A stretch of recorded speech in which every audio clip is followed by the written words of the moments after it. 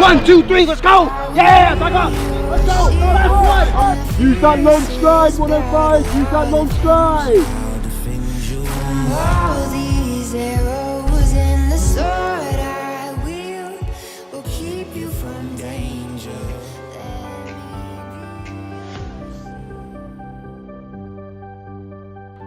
Okay, so Marvin, thank you for meeting me. I was going through your profile today, and apparently you used to be a team captain. I used not to know that. Yeah. So tell me more about Marvin the player and Marvin who transitioned into coaching. Marvin the player. Yeah. Marvin the player was a player. How long did you play? I started playing actively when I was 14. Wow. And then I made my senior debut for my club when I was, I think, about 18. Okay. This club? Yes, this Still? club, The Pirates, Pirates? Black Pirates Rugby Club. Yeah. And then I stopped playing when I was 26, 27. Okay. Yes. So how was it as a player? We are looking at the impact of coaching on the performance of our players. And we are going to later relate it to the workplace. Yes. So how did your coaches help you as a player? In sports, Yeah. coaches give you skills. Rugby is a sport that requires, as I believe all other sports, Yeah. that requires a certain number of skills. Okay. Some of them are, in case someone wants to become a rugby player, what are Well, some of the skills there? You need to know how to pass the ball. Okay. These are the basics. You need to know how to pass the ball. You need to know how to tackle. Okay. Right? Show me the tackling thing. Tackling is complex, but basically, I'll just describe it. Okay. Tackling. Yeah.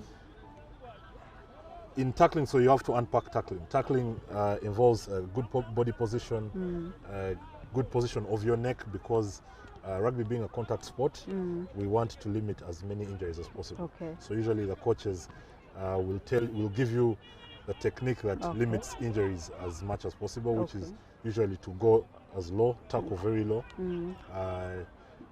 tackle, put your head on the away from the body, such that in case of anything, your neck and the head are safe. Okay. So yeah, and so that's what the coaches skills. would do. Okay. Yeah, so skills, and generally just maybe temperament, because rugby is it's high pressure games. You know, it's very emotive, highly emotive. So at points you're going to need to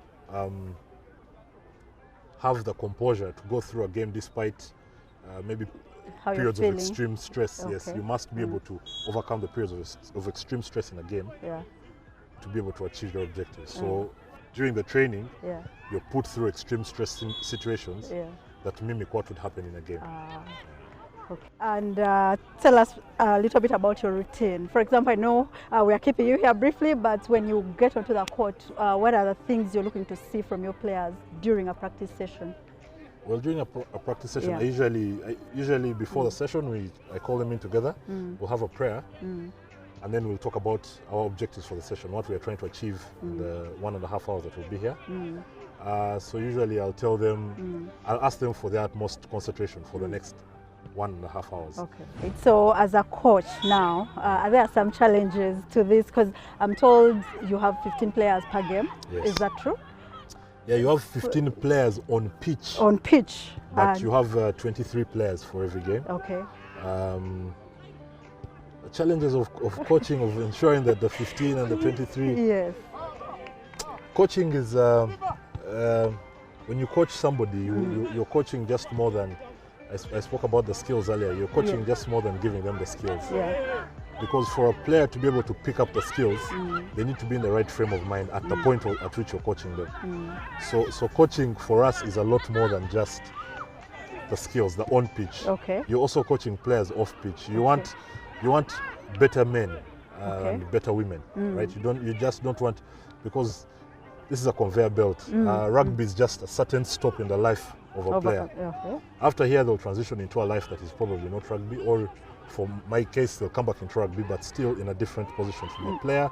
You're now as a coach, so you're leading people and the like. So usually, there are challenges. I mean, you need a player to be in his right frame of mind, A player who has problems at home or problems at school will never ever give you exactly what you want. So as a coach, you need to understand the player to that level. Okay. You need to speak to them every day to understand them. Wow. Is everything going well at school? Is everything going well at home? A player who has had a fight with his wife will probably come to a training session and not be in the right frame of mind. A player who is failing at school will not be in the right frame of mind, and they'll probably never give you the best of their abilities. Yeah. Wow, that sounds like Yeah, it's hectic. It's hectic because yeah. you want the players to have to give you their best, Yes. but you also have to know that They if they have challenges at home, they will not. they will not give you their best. So you have to expect that. So it manages your expectations. Okay. Yeah. So describe for me that one player who fulfills, for lack of a better word, the boxes, who does everything right. How do they look like? Like, what's their contribution to their own performance? And yeah. The player who does everything right is. Do you have any like that at the moment? I mean, there are probably some. Yeah. Yeah. Maybe everything is a bit broad, but Yes. maybe you could say 90%. Yeah. They take about 90% of the boxes. There's a lot of self-motivation. A Okay. player requires a lot of self-drive. Yeah.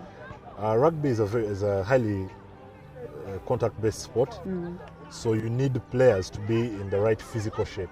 Okay. So a player who's always in the gym, who will go to the gym to ensure that their body is in physical shape, a player who make it to the training session on time, a player who listens during sessions and is attentive. You know, Yeah. for 1.5 hours, you just need to be attentive Okay. throughout the 1.5 hours, Yeah. and probably at the end of the session, you'll be in a better place. But also a player who's willing to work hard for their teammates. Okay. You know, because it's a team sport. Yeah. You must be willing to work as part of a team. Anybody who cannot fit within the setup of a team, anybody who is abrasive to colleagues or whatever, will never be a good player. So you must be able to work within the framework of a team, and then Okay. Awesome. Thank you so much, Marvin, for your time. I've been following through the conversation with my colleague Brenda. Yeah. Are there some light moments you've had on your team? Any celebrations? Any insights? Do you want to share any of those? yeah, light moments. On Celebration. we celebrate every day. Yes. For us, every day is a celebration because Absolutely. when you play together, you have fun. So it's, Yeah. that in itself is a celebration. But I know in terms of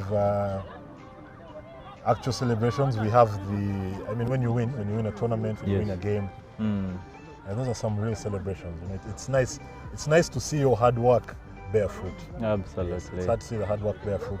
And usually when the players win something, when they win a tournament, when they get a trophy, get a medal, there's very nice celebrations in there, because you've put in the work through the week or through the month, and finally you see some fruits coming from it. Absolutely. One of the intentions of these videos we are recording is to use them in the teaching conversations with people in the marketplace. Yeah. Are there some lessons that you have learned on the field that you desire to share with them? We've been attempting to see the contrast between coaching on the pitch and coaching in the business world. Are there some nuggets that you'd want to share in that regard? Yeah, when you're coaching, people are not robots. Absolutely. So I think for the business world, it's good to appreciate the uniqueness of an individual, right? And the uniqueness could be brought down to how they were brought up, Yes. or their circumstances, the circumstances under which they grew up, Yeah. schools they went to, or all sorts of circumstances, where their previous work experiences and the like. All these inform how an individual will behave at a given point in time. Absolutely. Right? So in coaching, for example, we must understand our players properly, because if you want to get the best out of a single player, you must understand what helps him get there.